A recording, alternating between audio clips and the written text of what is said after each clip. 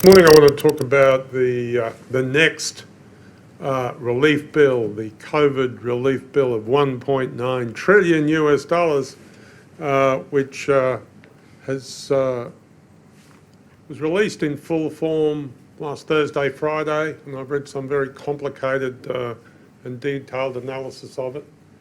But the simplest and easiest to read and easiest to understand treatment of it was published by the Wall Street Journal, by the editorial board of the Wall Street Journal on the 21st of February, and it's called the Non-COVID Spending Blowout.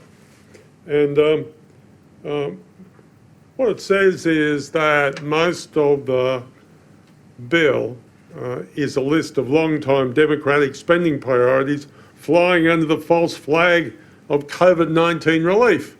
But they do say that there is some actual COVID spending in it, and the actual COVID spending that we would refer to as actual COVID spending includes like $75 billion for vaccinations, $19 billion for public health.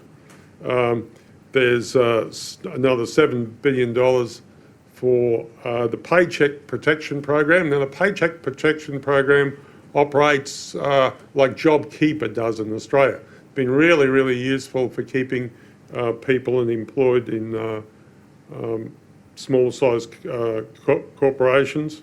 In addition to that, there's $26 billion for restaurants, bars and live venues, and $15 billion in payroll support for airlines. So that's really what we would regard as actual COVID-related spending, which would make the cut for that description in Australia. In addition to that, there's an additional $403 billion in income support checks, which go out to anybody who's making less than, in Australian terms, 100,000 Australian dollars a year, 70,000 US dollars a year to generate income support. And that continues up until August of, that income support continues to August of this year. But the Congressional Budget Office points that a lot of this income support is actually keeping people out of the workforce. And we're reaching a point now where manufacturing is resuming in the United States, and this will actually provide, this spending will actually provide blockages in the system of getting the economy back together, says the Congressional Budget Office. So those numbers at all that we've talked about add up to $825 billion, which is almost like real money.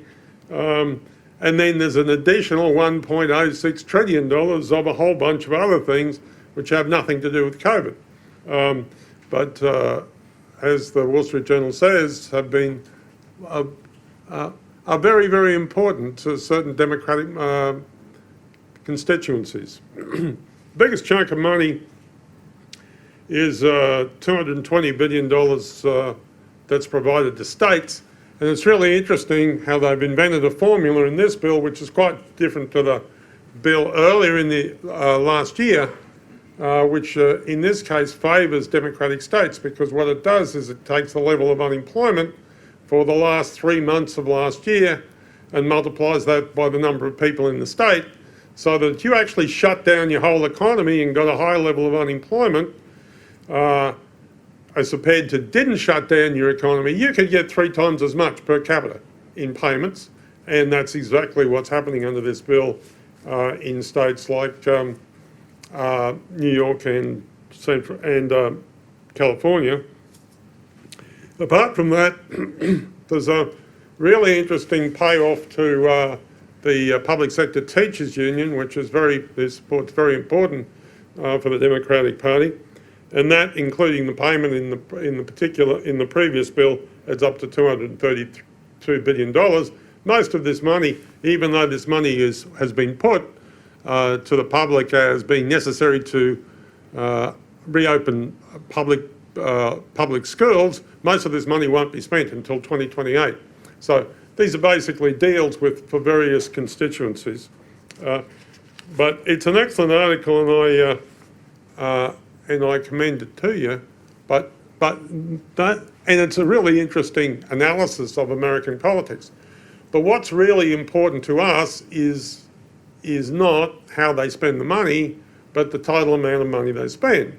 Because the total amount of money they spend has to be financed by selling US Treasury bonds, and it's those US Treasury bonds, when they come into the market, drive down the US dollar, and it's that falling US dollar which generates the commodity boom, which we're already beginning to experience, and that commodity boom when it experiences is because of the stimulus payments and the effect on the US dollar that happened because of the spending last year.